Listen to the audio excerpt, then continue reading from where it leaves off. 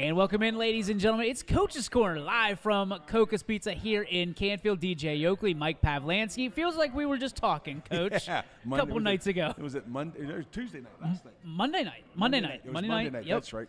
But we appreciate you always taking time. And this guy, I'll tell you what, anytime you need something, Coach Pavlansky's always there asking, what do you need? How many do you need? Stuff. So on behalf of all of us at YSN and this entire community, thank you so much for always taking time. I appreciate it, DJ, and thank you for what you do for our kids in our program to promote them, not only in the area, but like we were talking beforehand, there's schools that we play outside the area that watch our program every week. Well, they're watching a good team. You guys on a roll. To finish out the season, Coach, walk me through Week 10. We talked about keeping focused, staying focused on the task at hand. You guys did just that. Walk out with a big dub going into Week 11. What does it mean for you to look at this team and see how far you've come along the last 10 weeks? Just really excited for our guys, DJ. Obviously anytime you're playing a rival like Boardman, you got their focus. And, to play a team like Boardman who had athletes but were struggling this year a little bit, our kids went in, they were locked in, and they played tremendous from the beginning till the end. And just really pleased with them. And, you go through the year, you can certainly see the growth of our team each week. And obviously we're going to have to grow another step here Friday night if we're going to try and compete with a really good Akron East team. And you pretty much pinned last week who you were going to play. You felt pretty confident about it. This is a very athletic Akron East team. Other than their athleticism, what else stands out to you on tape? They're very physical. Okay. Unbelievable physical. Well coached. Marquise Hayes has done a tremendous job. He's been there, I don't know how many years, but certainly was their head coach in 2018 when we played them in the regional semis at Ravenna. And he's got a great program, got a great handle on his kids, and like I said, well coached, and we're going to see a very fast, physical team Friday night. When you look at the matchup, you've got a fast physical team, which usually you get one or the other, but you guys draw the straw that you get both. Yeah. How do you feel like this is a team, your team, and the Canfield Cardinals, that have continuously grown in that running game? Scotty's been amazing. You've got some great blocking up front. A team, well, again, 19 seniors that you guys have been able to showcase throughout the year. How do you feel like, from your standpoint, the execution needs to be done, what needs to be done, and how does it need to be done? The first thing we've talked about since Saturday morning is we've got to be able to handle their speed. Okay. If it's a track meet, we're going to finish second and hand our equipment in on Monday. You got to stop the explosive plays. And explosive plays also come on their defensive side, the negative plays. We got to stay out of negative plays on offense. The best defense we're going to have Friday night is if we can stay on the field offensively, extend drives, and get our running game going. That's easier said than done, with Akron East and what we've seen on tape. So you talked about two parts of the game, offense and defense, but I think the third part of the third phase of the game, special teams, is going to be clutch, because I think you have the advantage if you're able to if it comes down to 3 points. I like where you sit. Yeah, no doubt. I think from a kicking standpoint, our kickers are better. The speed's not. We've got to, on a punt, if we kick it to them, it's a mistake. The punt's got to go minimum 30 yards, and it's got to go out of bounds and let our defense play. On kickoffs, you can't kick it out of bounds because it's a 5-yard penalty. So you got to be able to spot the ball where you want to, and our coverage team has got to be as good as they've been all year long. So one of the things that's come up on a lot of broadcasts across YSN this year has been kind of the 4-down territory, right? As a coach, do you already know, is it already game planned, okay, this is where we're going to go for it, this is where we're not, or is that just kind of something that you have to have a gut reaction to? Well, certainly, it's game planned. Sure. You get to this yard marker on their side of the territory, on their side of the field, if you're going to go for it on 4th down or not, because that changes your 3rd down call. Yep. But as you get into the game and you're looking at time, score, the gut feeling, like you said, you get into the game, that may change. When you are in that 4-down territory, the element of surprise, and you guys have all kinds of trick plays up your sleeve that you practice, how much does that come into it? I mean, to be able to flip the field in the postseason is humongous. Absolutely, yeah. You got to play field position. You want to score in every drive, but if every drive ends in a kick, you're doing a pretty good job.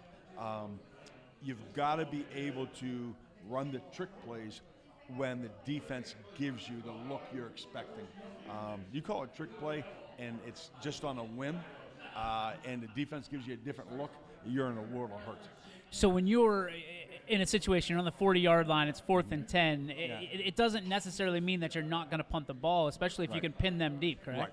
Oh, absolutely. Not at all. It's just, we have our quick kick in, and that's on certain areas. And, do we have a 4th and 10 call? Absolutely we do. Most people do. We don't want to call it, but you got to be prepared for all those situations. And, as in a high school ball anyway, as the season moves on, and the physicality of our schedule starts to take a toll on us, we certainly run through our base plays, base defenses, base kick game, but it becomes more of a situational practice than anything else, rather than earlier in the year. Earlier in the year, it's, okay, hey, we're getting after it, trying to execute our base offense, base defense, base kick game against what we believe we're going to see. But this time of year, again, you're spending a lot of time on situational football. Obviously, the anticipation ramps up from week 10 to week 11, but how does the preparation change from regular season to postseason? Excuse me. Preparation hasn't changed. Okay. Our schedule's our schedule. What's changed is the focus of the kids. You knew walking on the field Monday, there's a different vibe, a different feel. It's playoff football because during the season, you had a game the next Friday night. There's no guaranteed game now next Friday night. And like we told our guys Saturday morning, we've reiterated all week long. If you're looking to next Friday for whatever reason, you're getting beat this Friday. Our focus has got to be on this Friday. I think our captains and our seniors have done a great job of keeping this team focused. We've had a good week of practice. We need a great run through tomorrow night, and then we'll go see what happens on Friday. So we've been talking about your schedule for 10 weeks, and we felt it's a little bit of a disadvantages at some points. But I feel now going into the playoffs, it really turns into a leverage advantage for you. I hope so. Yeah, I mean, that's the reason we play the schedule that we play. You always want to play some speed teams, and we certainly did that with Mansfield and Cheney. And not to say the other teams didn't have speed, but Mansfield and Cheney were a step above, like Akron East. And you want to get into different offenses and defenses. You're playing a Dover team that's just so well coached, and they're running in a no-huddle up-tempo. So if you see that in the playoffs, you got at least some familiarity with it. And then you want to play power teams, and a power team like a Poland.